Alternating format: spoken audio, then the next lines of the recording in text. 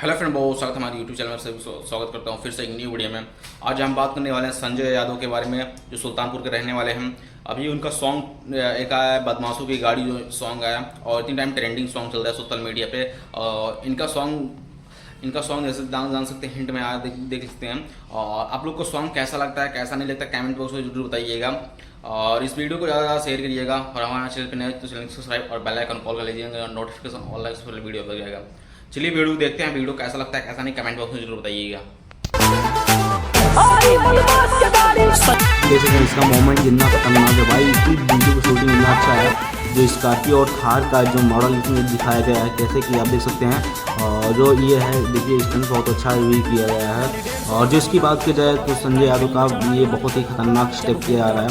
और ये स्कॉर्पियो खड़े हुए हैं